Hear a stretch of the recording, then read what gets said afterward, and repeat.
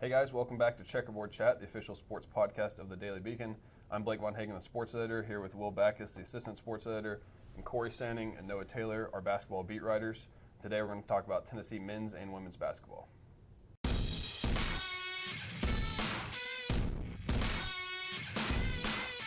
All right, so let's just dive right in here. It's been a minute since we've had a Checkerboard Chat. The men's and women's seasons are in full swing now. We're now in February, so just to kind of kick things off, Tennessee number one on the men's side, 18-game winning streak. It's Rick Barnes' longest winning streak of his career. It's a program record. The Lady Vols have struggled a little bit some this season, but they've picked up a few wins here. And then we're filming on Sunday. They're playing right now at Mississippi State. So obviously, if they won that game, that would be a big win. So you guys either look stupid or smart based on what you say, because we don't know what's happening in that game. Ouch. But to kind of start, let's talk about the X factors. We'll talk about men's and women's. The X factor to what's gone wrong or what's gone right so far this season. We'll start with the Lady Vols. You guys are on the Lady Vols beat. So what's kind of been the X factor so far? I think for me, the biggest X factor has probably been the play of Rennia Davis. In the past 3 games where they've had their 3-game winning streak, she's averaged almost a double-double with 20 points and 9.7 rebounds, I think. And when they were in their 6-game losing slump, which while Tennessee set a record for most wins in a row on the men's side, the ladies' side tied a record for worst losing streak in the team's history. So while they were on that skid, Rennia Davis wasn't really performing to her ability. She wasn't scoring in double digits like she consistently does. She wasn't the same player that she normally was. She was really kind of a non-factor during that skid. And then when she started picking her play back up, that's when Tennessee started winning a lot again. So I think she's probably the most important member of this team in terms of just getting going, because the team seems to play as she does. Yeah, I'd agree with that 100%. Like Will said, during that slump, she was kind of non-existent for them. They had Avina Westbrook who was playing really well, but other than her, they were getting no production from Davis, especially not from Mimi Jackson, who was injured part of that losing streak as well. So to have her back and the way she's been performing has definitely helped them a lot, and I think the team is kind of feeding off of it as well. So yeah, I'd say right now that's been the X factor. On the men's side, Tennessee has obviously done a lot of things right so far this season. What's the X factor so far for you? Well, aside from Grant and Admiral, which are the obvious 2 picks, I think the X factor as of late has been their defense, because we saw at the beginning of the season, while they've upped the level offensively and they're scoring a lot more points, we didn't see them defend particularly at the level that they did last year. And I think they're getting back to that lately. You saw the last 2 games. I don't think they had a scorer reach 20 or above, Grant or Admiral, either one. So I think lately it's been their defense. They've struggled to defend the 3-point line in particular lately. That's something they're going to have to definitely get tuned up by the time they go to Rupp Arena on Saturday. But overall, I think the X factor going down the stretch will be their defense, and if they can get back to the level that they were at last year. Yeah, I mean, there's been a lot of factors that have contributed to their success so far. I think obviously the defense at the end of games has been the X factor in this 18-game winning streak. And going forward, I think the X factor is going to be their 3-point defense, because they've allowed guys to get hot. The teams have hit between 10 and 12 threes, a bunch on them so far this season. When you go to the NCAA tournament, you see these guys, the one shining moment, where these guys get really hot from 3. And if you're playing a team like Purdue, where you got Carson Edwards, he can light you up. Guys like Marcus Howard from Marquette, if you let one of those guys get hot and get on a roll, that guy can single-handedly beat you. And Tennessee's perimeter defense has not been great at times this season. So I see that as kind of an X factor for this team going forward. And then so far it's been the defense for me. Then, as we kind of move on here, let's talk about where we see the teams going. What's kind of the floor and what's the ceiling for the Lady Vols? Well, I think the floor is not making the NCAA tournament for the first time. I mean, right now they're sitting at 7 losses. I believe they're 13-7 overall. It's really kind of been an incredibly rough season for them, and they're a team that hasn't missed the NCAA tournament in every year of its existence. They're the only team that has never not gone. So that would be kind of another historically all-time low for them. So the floor is just not at all making the tournament.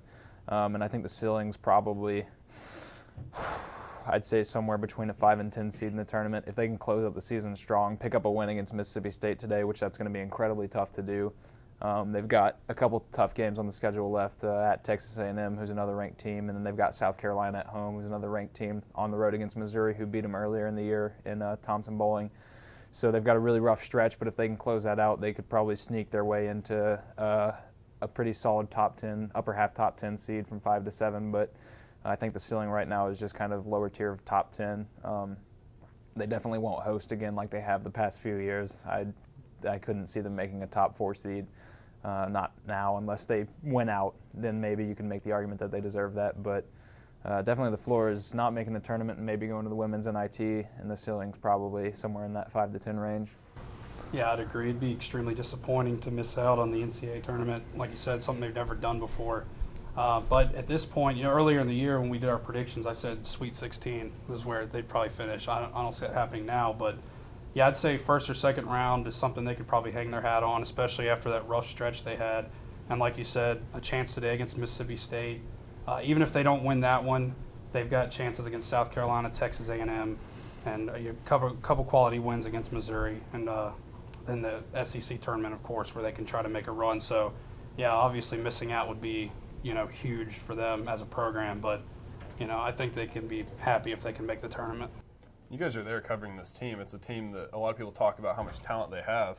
They're the tallest team in women's basketball, right? Average height. Yeah, one of them. Yeah, so what's gone wrong with this team? I mean, people point at Holly Warlick as coaching being the problem.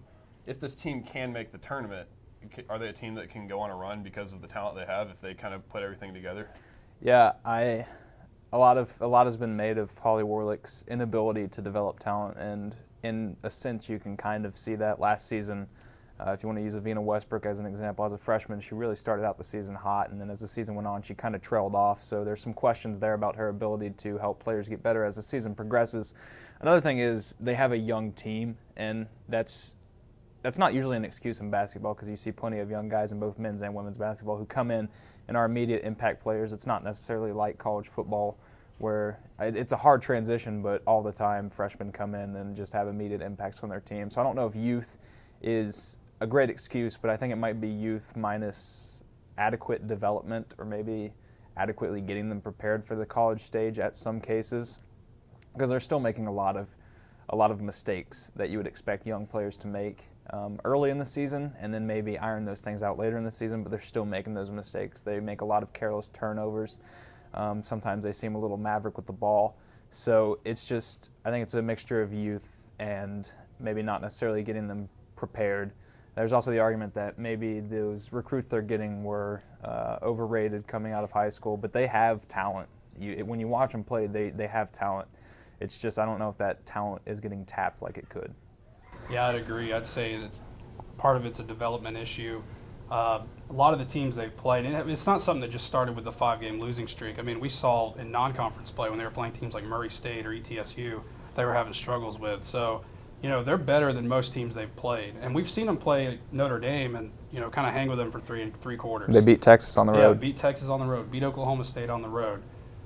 Played well against Arkansas, who's not, obviously not the caliber of Notre Dame, but, they've played well in some conference games, but most of the teams they've played, they should be better than talent-wise. So, yeah, I think it's a development issue.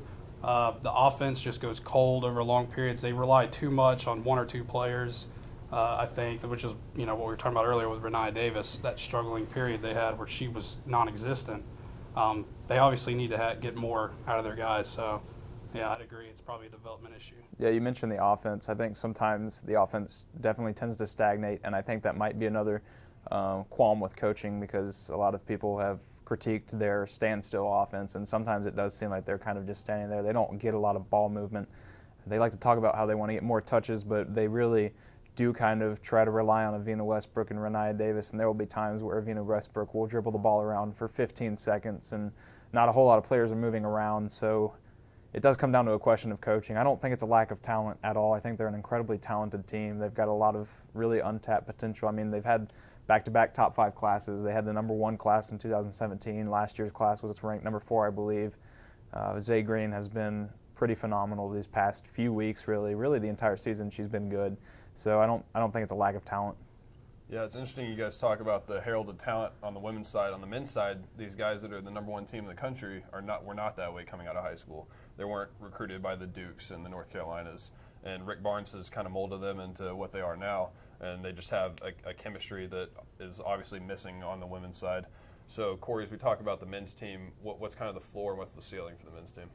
Well, if you had asked me at the beginning of the season, I would have said Sweet 16, Elite 8. But I think, at this point in the year, Final Four has to be the absolute bottom for this team, because if you really look at the landscape of college basketball, I can't really see 7 or 8 teams that are better than them at this point. Yeah, we know, March Madness is always you always have that Cinderella team one season, but at the same, in the ceiling, for this team, it has to be national championship. I mean, they have the talent, they've developed the talent to do it, they have the chemistry to do it, they have the coaching staff to do it, they have all the right pieces in place to be able to make a run and take home their first championship in program history, but it's just going to all be up to the end of the season how they play, and we'll see how they do come tournament time.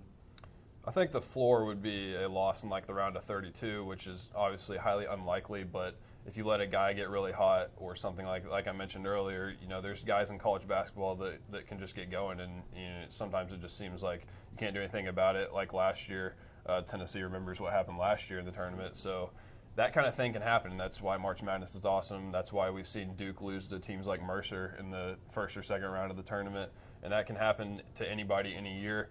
And if you just have a really bad night and the other team has a really good night, you can lose, you can get knocked out early. So I think that has to be the floor just because of the way the tournament is, the nature of March Madness. But the ceiling's got to be a national championship, because this team has shown that it can play with anybody. And the good news for Tennessee is there's not a team that is just way above every other team. It looked like Duke might be at the beginning of the season, but we've seen that they can struggle and they'll lose to some teams here and there. So they looked good against Virginia yesterday, which is impressive, because I think Virginia was my preseason pick to win it all. So that was an impressive win on the road. And Duke, obviously, if they play to their potential, they're hard to beat for anybody. But yeah, this Tennessee team, the ceiling's got to be a Final Four and a national championship, and I think that's obviously their goal.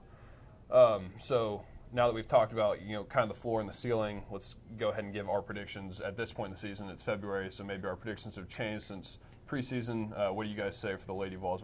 What's your official prediction?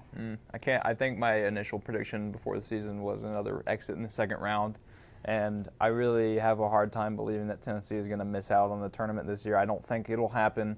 We'll really have to see how they close the season, because they do have a really tough stretch down in the final 7 games of the season with those tough road trips, and then Mississippi State today. So then the SEC tournament, it doesn't really get much easier. They lost in the second round of the SEC tournament last year to Missouri, I believe.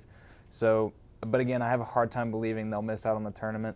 I think they'll probably be really lowly seeded, and I think they might be in danger of losing in the first round depending on where they go and who they play with their seeding. If they face a top 4 seed in their region, then I would really have a tough time believing that they could beat them, just because of the level of talent that those teams have and how they've performed against teams that are able to at least match them talent-wise. So I think they are definitely in danger of not making the tournament, though I don't see that.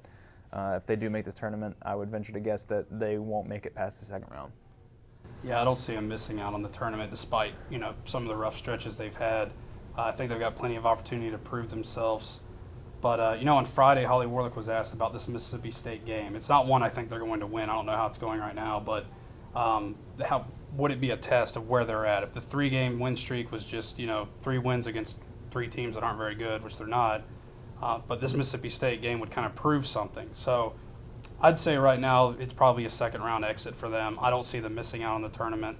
I'd say second round, but they can't really afford to have any hiccups along the way against teams that they should beat. Before we finish up with our predictions, I want to ask a question. What happens to Holly Warlick if the team misses the tournament? It's kind of a funny question. She just signed an extension this past offseason, extending her through, I think, 2021. So I really don't know if they'd move on from her. She really has kind of consistently underperformed in the past, so I think there would probably be grounds for trying to move on from her. But I don't know if they would pull the trigger. I believe they were actually close to doing so earlier in the season when they really got to that tip of the losing streak. And I think if there was a time to move on, it probably would have been then. I think the fact that they may have stuck with her this long is a sign of faith that she gets at least one more year. Again, I could be completely wrong. We'll have to see how they close out the season. I'd say if they lose more than they win to close out the season and maybe leave the SEC tournament in like the first round, I'd say there's definitely a fairly decent chance that they might want to move on from her.